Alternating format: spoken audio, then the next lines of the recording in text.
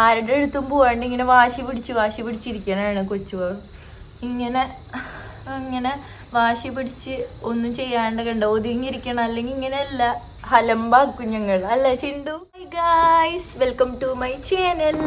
അപ്പോൾ നമ്മൾ കുറേ നാളായിട്ട് വീഡിയോസൊക്കെ ചെയ്യാറ്. എപ്പോൾ വരുമ്പോഴും ഇതന്നെ സ്ഥിരമായിട്ട് പറയാറ്. കാരണം എന്നും വീഡിയോ ചെയ്തിടണം എന്നൊക്കെ വയ്ക്കും, പക്ഷെ സമയം കിട്ടാറില്ല. ഇപ്പം എല്ലാവർക്കും മറ്റ് എന്താ പറയുക, മഴയും മൺസൂണിൻ്റെ കാര്യങ്ങളൊക്കെ ആയിട്ട് ഫുള്ള് ക്ലാസ് ഒന്നും ഇല്ലാണ്ട് എല്ലാവരും വീട്ടിലിരുന്ന് പോസ്റ്റ് അടിച്ചിരിക്കണേരിയുള്ളൂ. ഞാനും വീട്ടിൽ പോസ്റ്റ് അടിച്ചിരിക്കുകയാണ് ഓരോരോ പനി അസുഖങ്ങളായിട്ട്. ഈ ചിണ്ടു ഉണ്ട് കേട്ടോ നമ്മുടെ ഇവിടെ. ചിണ്ടു കാണിച്ച്, ചിണ്ടു എവരെ ഹായ് പറയൂ. Hi hi. ചിണ്ടുവിന് നല്ല പനിയാണ്. അയ്യോ പനി, ചിണ്ടുവിന് പനിയാണ്.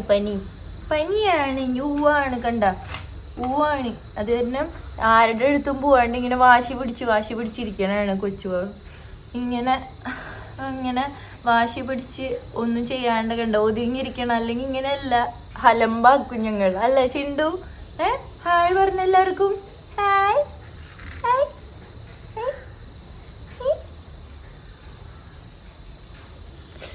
അപ്പോൾ വീഡിയോയുടെ സംഭവം മറന്നുപോയി നമ്മൾ കുറച്ച് നേരത്തേക്ക്. അപ്പോൾ നമ്മൾ എന്താന്ന് വെച്ച് കഴിഞ്ഞാൽ ഇന്നെന്താണെന്നറിയില്ല, ഭയങ്കര വെയിലാണ് കേട്ടോ. സാധാരണ ഈ മഴ കാരണം തണുത്ത് 2 പുതപ്പൊക്കെ പുതച്ചിട്ട് കിടക്കാറ് പതിവ്. ഇന്നിപ്പോൾ ഭയങ്കര വെയിലല്ല, ഭയങ്കര എന്താ പറയുക, വെയിലും അങ്ങനത്തെ ഭയങ്കര ചൂടൊക്കെയാണ് കേട്ടോ ഇന്ന്. എന്താണെന്നറിയില്ല, നല്ലൊരു ക്ലൈമറ്റാണ്. മഴയൊക്കെ മാറി. മഴ മാറുമ്പോൾ വിചാരിക്കും നമ്മൾ മഴ വന്നാൽ മതിയായിരുന്നു എന്ന്. അപ്പോൾ ചൂടാകുമ്പോൾ വിചാരിക്കും മഴ മാത്രം മതി. മഴ വന്നാൽ വിചാരിക്കും മഴ വേണ്ട. അതുമാതിരിത്തെ അവസ്ഥയാണ് ഇപ്പോൾ. അപ്പോൾ നമ്മൾ 1.5 ആഴ്ചയായിട്ട് വീട്ടിൽ തന്നെയാണ് കേട്ടോ. എന്താണെന്ന് വെച്ച് കഴിഞ്ഞാൽ ഒന്നാമത് വയ്യാണ്ടൊക്കെ ആയിട്ട് വീട്ടിലേക്ക് വന്ന്, പിന്നെ ചിണ്ടുവിന് വയ്യാണ്ടായി, പനിയൊക്കെ ആയി. പിന്നെ അതാ ഓരോ ദിവസവും കളക്ടർ അവധി പ്രഖ്യാപിക്കണ കാരണം വീട്ടിൽ തന്നെയായിരുന്നു കുറച്ച് നാളായിട്ട്. ഇതിപ്പോൾ നാളെ മുതൽ ക്ലാസ് തുടങ്ങാൻ പോവാണ്. അപ്പോൾ നമ്മൾ തിരിച്ച് കൊച്ചിയിലോട്ട് പോവാണ് ഗൈസ്. അപ്പോൾ നമ്മൾ അതിന് മുമ്പ് കുറേ പേരായിട്ട് എന്നോട് അവിടെ ഇവിടെ കാണുമ്പോഴൊക്കെ ചോദിക്കാറുണ്ട് എൻ്റെ കോഴ്സിൻ്റെ ഡീറ്റെയിൽസും കാര്യങ്ങളൊക്കെ. അത് ഡീറ്റെയിൽ ആയിട്ട് പറയുമോ എന്ന് ചോദിക്കാറുണ്ട് കേട്ടോ. അപ്പോൾ ഞാനും വിചാരിക്കും എന്തായാലും ഇവിടെ ഡീറ്റെയിൽ ആയിട്ട് പറയാൻ പറഞ്ഞ് കുറേ പേര് റിക്വസ്റ്റ് ചെയ്ത് കമൻറ്റ് ചെയ്തൊക്കെ ഇടുന്നുണ്ട്. അപ്പോൾ എന്തായാലും അതിനെക്കുറിച്ച് പറയാമെന്ന് വിചാരിച്ച്. അപ്പോൾ ഇനി അവിടെ പോയി കഴിഞ്ഞാൽ അധികം സമയമൊന്നും കിട്ടില്ല, വെറുതെ ഇരുന്ന് പോസ്റ്റൊക്കെ അടിച്ചിരിക്കുകയല്ലേ. അപ്പോൾ അതിനെക്കുറിച്ച് പറയാമെന്ന് വെച്ച്. അപ്പോൾ ഞാൻ എടുത്തേക്കണ കോഴ്സ് എന്ന് വെച്ചാൽ എല്ലാവരും ചോദിച്ച് ടാറ്റുവിൻ്റെ കാര്യമൊക്കെ ചോദിച്ചായിരുന്നു. അപ്പോൾ ഞാൻ ഇതിന് മുമ്പ് ആദ്യം പറയാൻ പോണത്, ഞാൻ പഠിക്കണ കോഴ്സിൻ്റെ പേരെന്താണെന്ന് വെച്ച് കഴിഞ്ഞാൽ aviation, travel management and hospitality. 3 കോഴ്സും കൂടിയിട്ട് ഒരുമിച്ച് ഒരു ഇതിലായിട്ടാണ് ഞാൻ പഠിക്കണത്. എൻ്റെ കോഴ്സിൻ്റെ ഡ്യൂറേഷൻ എന്ന് പറഞ്ഞു കഴിഞ്ഞാൽ 6 months ആണ്. 3 months ക്ലാസ്സും പിന്നെ 5 months ആക്ച്വലി 6 months ക്ലാസ്സും പിന്നെ അത് കഴിഞ്ഞ് കഴിഞ്ഞാൽ 2-3 മാസം എന്തുട്ടാണ് സ്വിമ്മിങ് ട്രെയിനിങ് ഉണ്ട് 1 month. പിന്നെ 1 മാസം മറ്റ് എന്താ പറയുക നമ്മുടെ ഫസ്റ്റ് എയ്ഡ് അങ്ങനത്തെ സാധനത്തിൻ്റെ ട്രെയിനിങ്, അങ്ങനത്തെ കുറച്ച് കാര്യമായിട്ട് 6-8-9 മാസത്തിനടുത്ത് അതാണ് കറക്റ്റ് വരുന്നത്. 6 മാസമാണ് പഠിപ്പ് അങ്ങനെ വരുന്നത്. അപ്പോൾ പഠിപ്പ് ഇങ്ങനെ പോയിക്കൊണ്ടിരിക്കുകയാണ്. ഇപ്പോൾ 4 മാസം കഴിഞ്ഞു കേട്ടോ ക്ലാസ് പോയി തുടങ്ങിയിട്ട്. പോയതേ ഓർമ്മയുള്ളൂ, ഒന്നും ഓർമ്മയില്ല, അത്രയും പെട്ടെന്നാണ്. അപ്പോൾ നമ്മൾ പറഞ്ഞു വന്നത് എന്താണെന്ന് വെച്ച് കഴിഞ്ഞാൽ, അപ്പോൾ നമ്മൾ 6 മാസം പഠിപ്പും 2-3 മാസം ഈ ട്രെയിനിങ്ങും കാര്യങ്ങളും അങ്ങനത്തെ കാര്യങ്ങളൊക്കെ ആയിട്ടാണ് പോണത്. അപ്പോൾ എൻ്റെ ഓൾമോസ്റ്റ് 4 months ഫിനിഷ്ഡായി. അപ്പോൾ ഞാൻ ഇതിൽ എന്തൊക്കെ ഇതിൻ്റെ കോഴ്സ് ഫീ എത്ര ടോട്ടൽ വരണേന്ന് ഞാൻ പറഞ്ഞുതരാം. 1,45,000 ആണ് ജി എസ് ടിയും കൂടി വരുന്നത്. പിന്നെ ഇത് പഠിക്കാനുള്ള നമുക്കിപ്പോൾ ഈ പേയ്മെൻറ്റ് വേണമെങ്കിൽ ഒറ്റയടിക്ക് അടിക്കാം, അല്ലെങ്കിൽ പിന്നെ നമുക്ക് ഇങ്ങനെ ഗഡുവായിട്ട് അടയ്ക്കണമെങ്കിൽ അതിനൊക്കെയുള്ള കാര്യങ്ങളൊക്കെ ഇവിടെ ഉണ്ട്. എല്ലാ കോളേജിലും പോലെ തന്നെയാണ് ഇവിടെ. പിന്നെ എന്താണെന്ന് വെച്ച് കഴിഞ്ഞാൽ ടീച്ചേഴ്സും കാര്യങ്ങളൊക്കെ എന്ന് പറഞ്ഞു കഴിഞ്ഞാൽ ഒക്കെ ഭയങ്കര നമുക്കൊരു ക്ലാസ്സിൽ പോണ ഫീൽ അങ്ങനെ തോന്നില്ല. പഠിക്കേണ്ട സമയത്ത് പഠിക്കണ കാര്യം, എന്നാലും ബാക്കി എല്ലാവരും നമ്മളോട് ഭയങ്കര കെയറിങ്ങും കാര്യങ്ങളൊക്കെ ആയിട്ട്, മാമുമാർ കാര്യങ്ങളൊക്കെ ഭയങ്കര കമ്പനി ഫ്രണ്ട്ലി അങ്ങനത്തെ ഒരു മൈൻഡാണ്. നല്ല അറ്റ്മോസ്ഫിയറും കാര്യങ്ങളൊക്കെയാണ്. അക്കാഡമി ട്രാൻസ്ഗ്ലോബിൻ്റെ അക്കാഡമി വരുന്നത് കോഴിക്കോടും വരുന്നുണ്ട്, നമ്മളെ ഇവിടെ കലൂരും വരുന്നുണ്ട്. ഞാൻ കലൂര് ഇവിടെയാണ് പഠിക്കണത്. കലൂർ എവിടെയാണെന്ന് വെച്ച് കഴിഞ്ഞാൽ കത്രിക്കടവ് പാലത്തിൻ്റെ ലെഫ്റ്റിൽ കൂടെയുള്ള വഴി പോയിട്ടുള്ള അവിടെയാണ്. ആ പാലത്തിൻ്റെ സൈഡിലായിട്ടാണ് കോളേജ് വരുന്നത്. എൻ്റെ ടൈം എന്ന് പറഞ്ഞു കഴിഞ്ഞാൽ 7 മണി തൊട്ട് 10 മണി വരെയാണ്. പിന്നെ കുറച്ച് സ്ട്രിക്റ്റ് ഒക്കെ ഉണ്ടോയെന്ന് ചോദിച്ചു കഴിഞ്ഞാൽ അങ്ങനെ സ്ട്രിക്റ്റ് ഇല്ല, എന്നാലും നമ്മളുടെ ഇമ്പ്രൂവ്മെൻറ്റിന് വേണ്ടിയിട്ട് അവർ ഗ്രൂമിങ് കാര്യങ്ങളെല്ലാം നോക്കിയിട്ട് നമുക്ക് വേണ്ട എന്തെങ്കിലും കുറവുകളോ അതൊക്കെ ഉണ്ടെങ്കിൽ നമുക്ക് പറഞ്ഞു തന്ന് ഇമ്പ്രൂവ് ആക്കാനൊക്കെ നോക്കും. നമ്മൾ ഈ 6 മാസത്തിനുള്ളിൽ നമ്മൾ എന്തൊക്കെ നമുക്ക് ചേരാത്ത കാര്യങ്ങൾ ചിലപ്പോൾ നമുക്കത് തോന്നില്ല, പക്ഷെ അവർ നമുക്ക് ചേരാത്ത കാര്യങ്ങൾ നമുക്ക് ഏതാ നല്ലത്, നമുക്ക് ഏത് ഹെയർ സ്റ്റൈലാണ് ഗ്രൂമിങ് ചെയ്താൽ നല്ലത്, ഏത് മേക്കപ്പ് ആയിരിക്കും, ഏത് ലിപ്സ്റ്റിക് ആയിരിക്കും നമുക്ക് നല്ലത്, ഇതൊക്കെ അവർ പറഞ്ഞു തന്ന് നമ്മളെ ടോട്ടലി ഒരു ചേഞ്ച് നമുക്ക് നൽകുന്നതാണ്. പിന്നെ ഇതിന് പഠിക്കാൻ പോകാൻ വേണ്ടിയിട്ട് നിങ്ങൾക്ക് +2 മാത്രമേ വേണ്ടുള്ളൂ. +2 കഴിഞ്ഞ് ഡിഗ്രി +2 കഴിഞ്ഞവർക്ക് ആണ് ഈ കോഴ്സ് പഠിക്കാവുന്നത്. ഇതിൻ്റെ പേര് professional diploma in aviation hospitality and travel management ആണ്.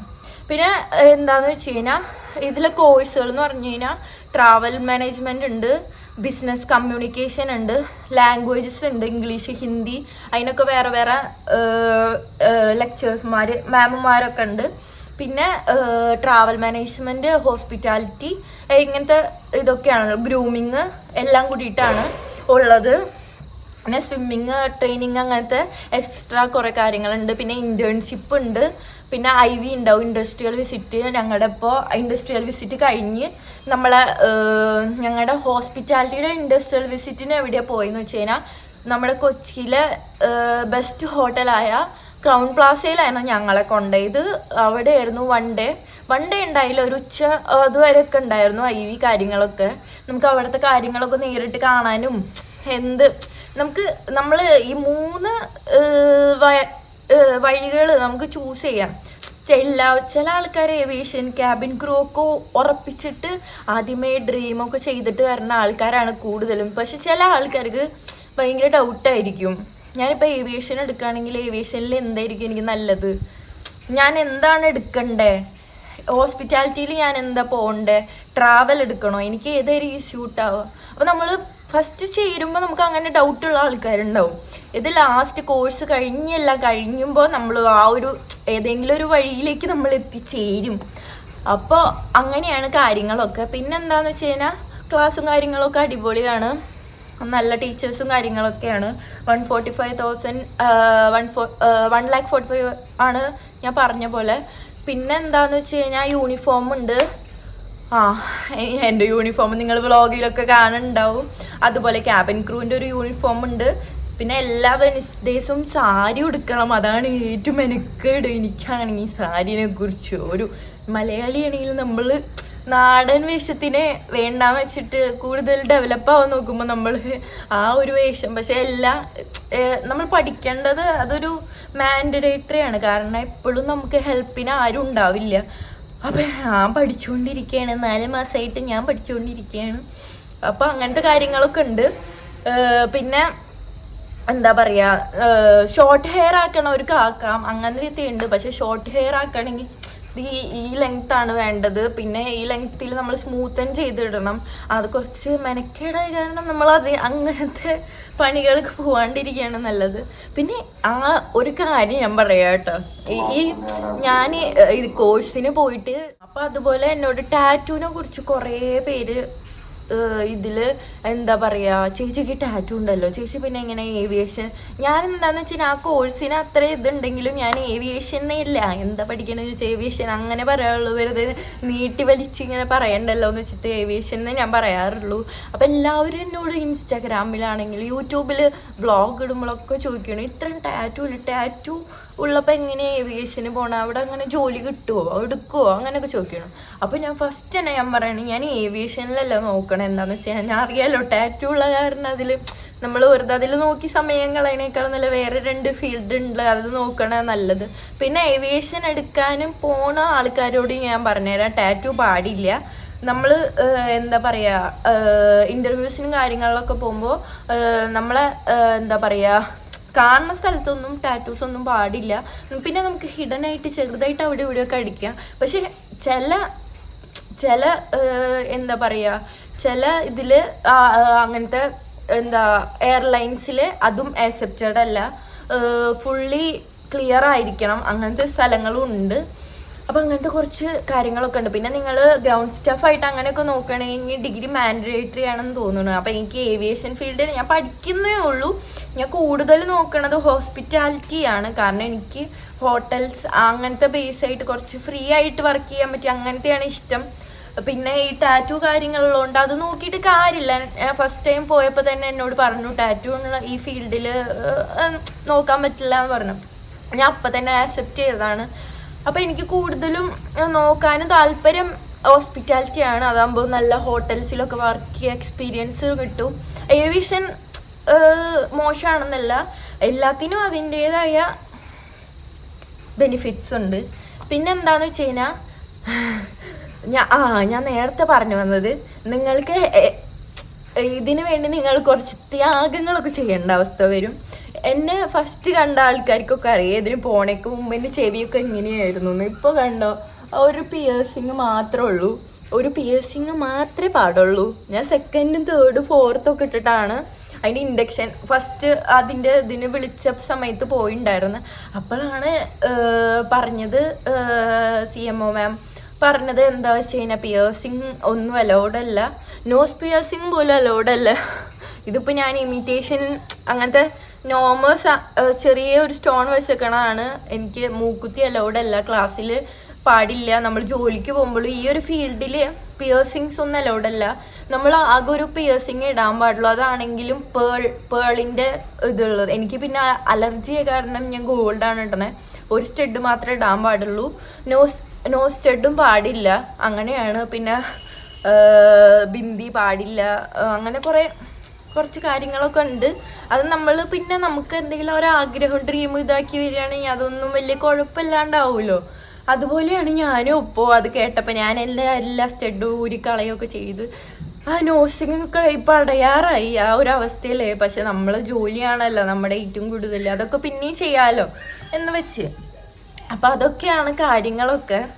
പിന്നെ എന്താണെന്ന് വെച്ച് കഴിഞ്ഞാൽ പ്ലേസ്മെൻ്റ് ഉണ്ട്, നമുക്ക് പ്ലേസ്മെൻറ്റ് അസിസ്റ്റൻസ് ഉണ്ട്. ജോലി നമ്മൾ പഠിത്തം കഴിഞ്ഞ് കഴിഞ്ഞാൽ അവർ ഇൻ്റർവ്യൂവിനും നമുക്ക് ഏത് വേയാണ് നമ്മൾ ചൂസ് ചെയ്യണം അതിനനുസരിച്ച് നമുക്ക് ഇൻ്റർവ്യൂസും കാര്യങ്ങളൊക്കെ സെറ്റ് ചെയ്ത് തരും. പിന്നെ അതിനൊന്നും ഒരു ബുദ്ധിമുട്ടില്ല. പിന്നെ എക്സാംസും കാര്യങ്ങളൊക്കെ ഉണ്ട്, സ്റ്റഡിൻ്റെ എക്സാമുണ്ട്, പിന്നെ വേറൊരു എക്സാമും കൂടി ഉണ്ട്. രണ്ടും കൂടിയിട്ട് നമ്മൾ 1 day തന്നെ എഴുതണം. പിന്നെ ഇൻറ്റേർണൽസും കാര്യങ്ങളൊക്കെ ഉണ്ട്. പിന്നെ നമ്മുടെ ലാംഗ്വേജിനൊക്കെ നന്നായിട്ട് സപ്പോർട്ട് ചെയ്യുന്നുണ്ട്.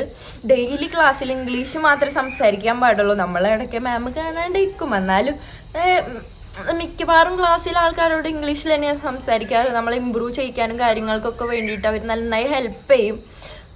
പിന്നെന്താ പറയുക, അതൊക്കെ തന്നെ 3 hour ക്ലാസ് ഉള്ളൂ. പിന്നെ നമ്മൾ ഗ്രൂമിങ് കാര്യങ്ങളൊക്കെ പ്രോപ്പറായിട്ട് കൊണ്ടുപോകണം. പിന്നെ നമ്മൾക്ക് എന്താ പറയുക, ഹോസ്പിറ്റാലിറ്റി വേറെ മാമാണ്, അതിനും വേറെ ക്ലാസ് ഉണ്ട്. ഹോസ്പിറ്റാലിറ്റി ചൂസ് ചെയ്യണവർക്ക് അത് ചൂസ് ചെയ്യാം. പിന്നെ ട്രാവൽ മാനേജ്മെൻറ്റിന് ഒരു സാറുണ്ട്, അതിനാണെങ്കിൽ നമ്മൾ ട്രാവൽ ബേസ്ഡ് അങ്ങനത്തെ താല്പര്യമുള്ള ആൾക്കാർക്ക് ട്രാവൽ മാനേജ്മെൻറ്റ് അങ്ങനെ ചൂസ് ചെയ്യാം. എല്ലാം കൂടിയിട്ട് നമ്മൾ പഠിച്ച അവസാനം നമ്മൾ ആ വഴിയിലേക്ക് എത്തണം. അപ്പോൾ ഇതൊക്കെയാണ് എന്നെ കോഴ്സിനെ കുറിച്ച് എല്ലാവരും ചോദിക്കാൻ പറഞ്ഞിരുന്നു. അപ്പോൾ ഞാൻ എന്തായാലും ഒരു വീഡിയോ ആയിട്ട് ചെയ്യാമെന്ന് വെച്ച്, വെറുതെ ഇങ്ങനെ കമൻറ്റ് ചെയ്തിട്ട് ബുദ്ധിമുട്ടാവുണ്ടല്ലോ, അപ്പോൾ എല്ലാം കൂടിയിട്ട് ഞാൻ ഒരുമിച്ച് പറയാമെന്ന് വെച്ച്. പിന്നെ എന്താ പറയുക, അത്രയ്ക്കിനുള്ളൂ. അപ്പോൾ ഇനി എന്തെങ്കിലുമൊക്കെ നിങ്ങൾക്ക് അറിയണം എന്നുണ്ടെങ്കിൽ എൻ്റെ ഇൻസ്റ്റാഗ്രാമിലോ യൂട്യൂബിലോ കമൻറ്റ് ചെയ്തോ ചോദിച്ചാൽ മതി, ഞാൻ അതിന് റിപ്ലൈ തരുന്ന, അല്ലെങ്കിൽ വേറൊരു വീഡിയോ ആയിട്ട് ഇടുന്നതാണ്. അപ്പോൾ ഇത്രയൊക്കെ ഉള്ളൂ നമ്മുടെ ഒരു കുട്ടി വീഡിയോ.